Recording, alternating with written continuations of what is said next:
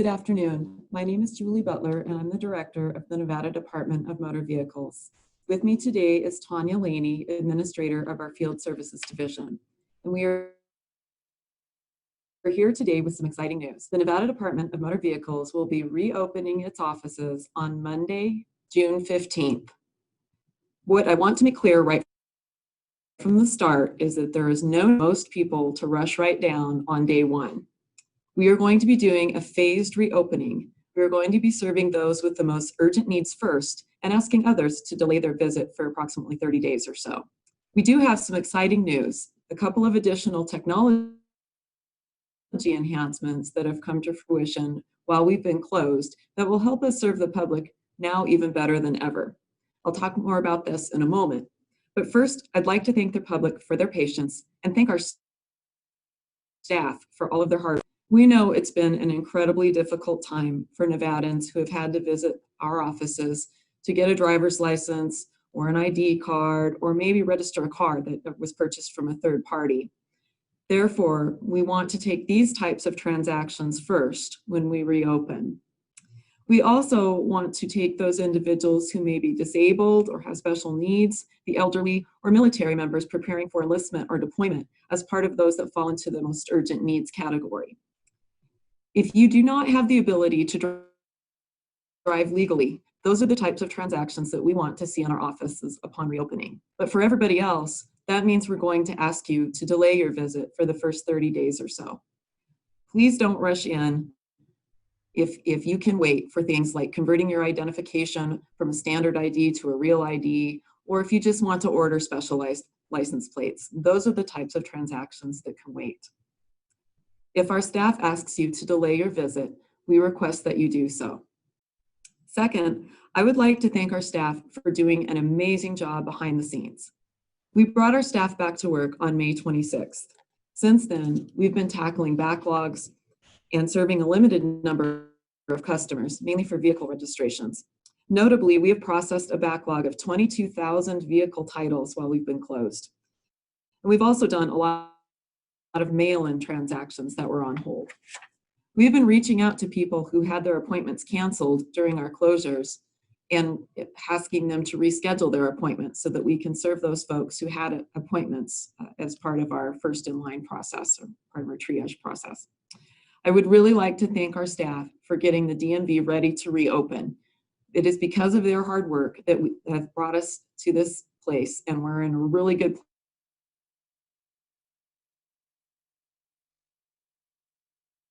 place and excited to reopen. Opening of the offices to the public is the latest phase, and it's expected to last about 30 days.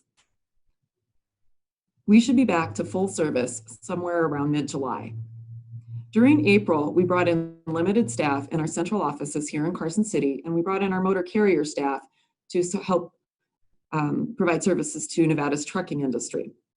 On May 11th, we reopened our commercial driver's license offices in North Las Vegas and Sparks, and we began offering commercial drive exams on May 26th. Also on May 26th, we brought in our staff to undergo training on new procedures in the wake of the COVID-19 pandemic, to prepare the field offices for social distancing, and to process backlogs of work that have built up since our closure. Our next phase is our reopening on June 15th with, again, limited services for about the first 30 days or so. So now let me set the scene for you on what to expect at our field offices. We are going to be observing the same social distancing and cleanliness protocols that you're seeing everywhere in most retail businesses. Our staff will be wearing face masks, and we ask that our customers do as well. We have installed sneeze barriers, and we are going to be limiting capacity in our offices to 50% of capacity based upon fire codes. Only customers and necessary assistants, like interpreters, will be allowed inside our offices when we reopen. We will not be allowing people to wait in our lobbies. In fact, the chairs have been removed from our lobbies in most cases. The staff is working staggered shifts, and we are not going to have staff at every single window. In short, we will not have large crowds of people waiting in our offices when we reopen. We want to do so responsibly and safely.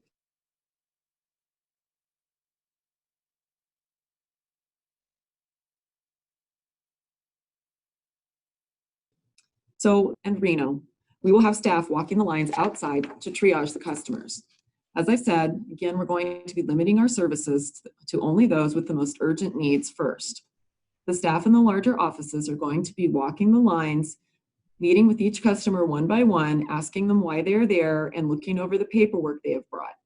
And then based upon why the reason for the public's visit and the paperwork that they've brought, our staff may ask our customers to do one of several things. Our staff may ask our customers to use online services or kiosks located throughout the Las Vegas Valley and the greater Reno, Sparks, Carson City area. We may ask you to gather the correct paperwork and come back because perhaps for whatever reason, you don't have all the documents you need to complete your transaction successfully. So we may ask you to go home, get what you need, and come back. We may ask our customers to drop off their transactions and come back at a later date and pick up a completed transactions. We've actually started this in the last couple of weeks for our vehicle registration transactions, and it's worked very well. So we encourage you, if we ask you to do that, it's a great service. We may also ask you to wait until after the first 30 days. The governor's office has granted an extension on many DMV documents. So we may ask you, particularly if all you need to do is renew your driver's license or maybe order personalized license plates, to delay your visit.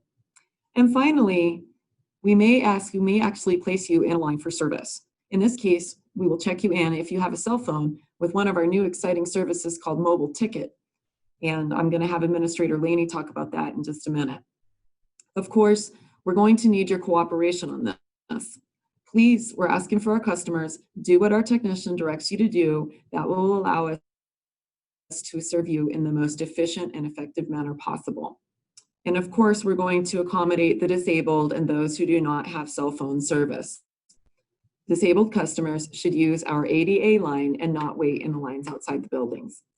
So we've had a lot of inquiries about drive tests, and we know there are a lot of eager drivers, particularly teenagers out there, first-time drivers who are eager to get their drive exams completed and get on the road. We also have a lot of drivers who have had their driver's licenses suspended or revoked during this time and need to get back on the road legally. We are going to be offering both written and skills tests upon our reopening. In fact, we have been calling some of our customers who had appointments scheduled right before our closure to get those folks scheduled and get their drive exams completed. We have to put an emphasis on safety with our drive tests. No standby drive tests will be allowed because we can't just have customers sitting in our lobbies without appointments. Drive examiners are going to be wearing full personal protective equipment for their safety and for the safety of our customers. They will be wearing face shields, gowns, gloves, and face masks. We are asking the drivers who are taking the drive tests to also wear face masks and to make sure the interior of their vehicles is as clean as possible. We are well aware that we have a backlog of drive tests. We also have a limited number of drive examiners to be able to complete those drive tests. So this means in most cases, unfortunately, the teenagers are going to have to wait so we can get those with suspensions and revocations on the road first. We ask for the public's cooperation, and we will try to get through this backlog as quickly as possible. As I said previously, we have developed a couple of new services while our offices have been closed, and I'm excited to talk about those right now. In prior press releases, we have said that we were not going to offer appointments when we reopen. However, I'm pleased to announce today that we are able to offer appointments upon our reopening, and that is for a couple of reasons. First, because of our staff's incredibly hard work during closure, getting us caught up on the backlogs. And secondly, because of a new service called Mobile Ticket. And now I will turn it over to Administrator Tanya Laney to discuss the Mobile Ticket feature. Thank you for the introduction, Director Butler. Our Dash Pass appointment system will be the same as it was prior to our closure, but the new Mobile Ticket feature will help us serve our walk-up customers more efficiently. We will have a QR code and a web link that is going to allow us to enter our customers into a virtual line where the customers can monitor their place in line from their smartphone or other smart device. We will have staff that are walking the lines outside of our metro offices in Carson City to see if the customers that are in attendance in line outside of the DMVs are eligible to receive service during those first 30 days that we are open. If they are eligible transactions, we will enter the customers into the mobile line and ask that they wait in their car or outside until it's their turn to enter the building for service. Once we enter the customers into the queue, they'll receive 2 different text messages and additional notifications letting them know where they are in line. Depending on the office size, it'll be somewhere around 25 customers to give you the first alert, and then somewhere around 10 for the second alert to let you know that it's time to go to the doors to be able to come inside to receive that service. The advantage of all this is that you can leave the building if you know that your wait is going to be a longer one and run errands or do whatever you may need to do, and then return back to the DMV when you know that your turn is coming up. We think that mobile ticket is going to be a great convenience for our walk-in customers. It will be offered at the offices in Carson City, Reno, the CDL office in Sparks, the Metro offices in Las Vegas, the CDL office in North Las Vegas, Elko, Fallon, Pahrump, and Winnemucca. We still want you to make appointments in our Metro offices in Carson City when we turn that feature back on. Please make no mistake about that. After the first 30 days of our reopening, appointments are the only way that you will be able to be seen in our Carson City and Metro office locations. Please watch our website as we will be turning the appointment feature back on very soon. And I'll turn it now back over to Director Butler. Thank you, Tanya. We also have another exciting service to tell you about, and this is an enhancement to our online services. Our online portal, MyDMV, is now able to create accounts for individuals who do not have social security numbers. That was a major limitation in MyDMV before our closure. And this will allow the majority of our driver authorization card holders, about 60,000 individuals, to take advantage of the full services that the DMV offers online. Having a MyDMV account opens up a wide range of online services such as address changes, requesting a duplicate driver's license or ID or duplicate registration, and the ability to see all of your DMV records in one place. We encourage everyone to use the DMV online services. We are proud to offer this enhancement for all of Nevada's residents. And finally, we are very excited to be reopening to the public on June 15th.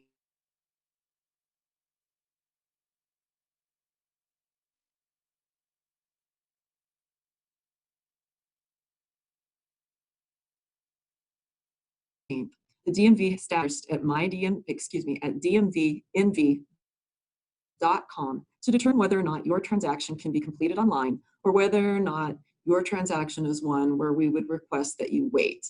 If you do need to come to an office, please again go online at DMVNV.com to come to the office with the documents that you're going to need and everything completed to make your visit successful on the first try.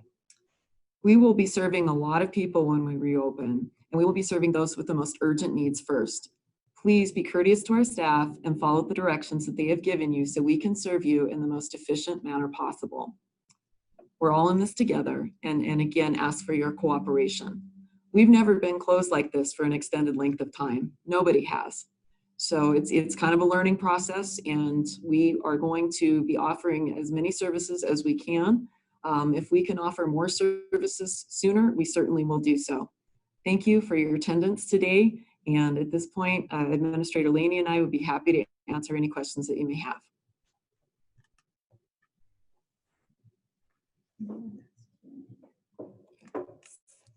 So for anyone who'd like to ask questions, please go ahead and raise your hand or submit them via the chat, and we'll go ahead and read those and answer them. Are we able to see these? Yeah. All right. Can you unmute Julie, please? Oh, here we go. No. The first question is, do you have a timeline on when teens can take their driver's test? So great question. We will be getting, like Director Butler said, we will be going through the priority list first of the individuals who have not legally been able to drive on the roads and need to be able to do so to get to their places of employment, medical appointments, take care of their family, things of that nature.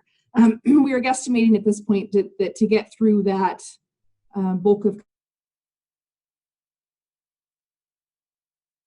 customers that have been waiting, it might be, I mean, we will absolutely, as we are able, add teens into the mix for their driver's tests as well. But as Director Butler mentioned earlier in the press conference, we're looking at probably about mid to late July before we're back to processing transactions as we would have if we never closed.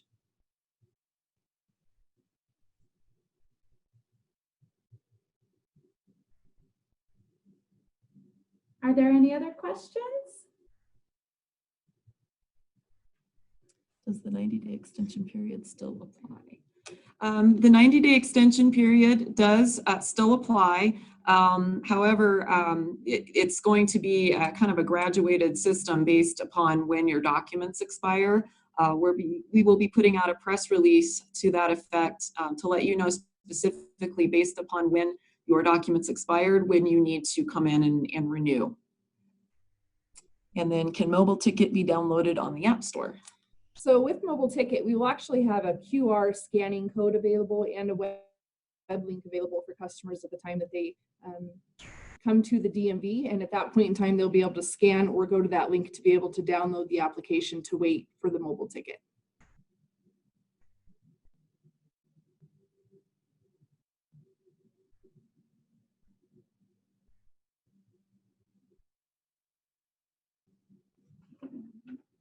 Any other questions? Just to clarify, all previous appointment made during the pandemic is canceled. So with the previous appointments, we've actually had staff in the offices since it's been about 3 weeks now who have been working their way through the appointment lists for customers that had appointments prior to closure and going into closure, since we allow them to be booked 30 days out. Our staff is about on their 3rd round of going through those appointment lists to have customers come in. And we're either rebooking them if they were previous drive tests, or if they had transactions that were eligible to be dropped off at the DMV offices. Our staff have been in and they've been meeting customers at the door, collecting those transactions, processing them, and handing them back the finalized transaction once the transaction was able to be complete. So to be able to maintain the social distancing and keep our staff and the customers safe, we have not been allowing customers in the facility, but we have been working our way through those previous appointments to take care of those customers before we even open our doors to the public. And then we have a comment that says, Carson Bustos says, can you repeat the services that will be offered in Carson City next Monday? Will it be open? So, yeah. Okay. We will be in Carson City, and we are asking people, if you do not have any form of valid identification at all, that's a type of transaction to come into the office. If you have a vehicle that you've purchased from a third party and you don't have any license plates, those are the types of folks that we need to get those vehicles registered. And I feel like I'm forgetting something, Tanya. Reinstatement customers, so customers that have had a registration cancellation during the closure and they're not legally able to use that extension because they've been canceled for other reasons. We are asking those customers, and then customers that have accounts with DMV that they had arrangements on. We have been seeing those customers through the closure, but we are going to have them in the list of the first priority when we do open back up the doors next Monday. And we'll also have a list on our website of all the transactions that we'll be seeing. So we do want to reiterate for customers to please continue to check with our website, because we will be changing as we evolve through the different groups of customers that we are seeing. So you can always check the DMV website to see which group of customers we are currently serving in office. When will that list be up on the website? After this press conference, we are putting out a release that details the different types of transactions that we'll be seeing in the first 30 days and those that can wait.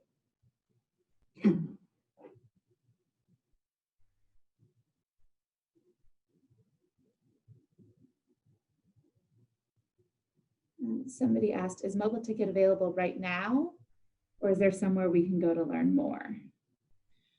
For the mobile ticket, it's actually, that enhancement is still being completed as we speak. It will be available by the time we open our doors next Monday, but customers will not be able to pre-download the mobile ticket option. They will have to come to the DMV, and we will give them a QR code to scan or the live web link at that time to be able to enter into the virtual line.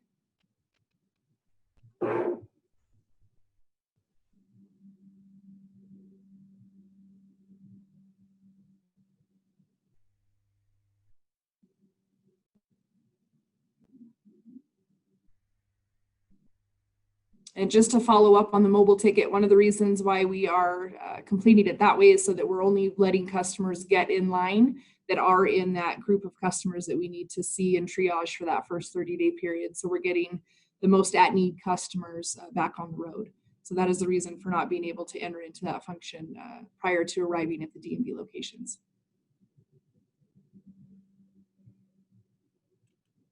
Any other last questions?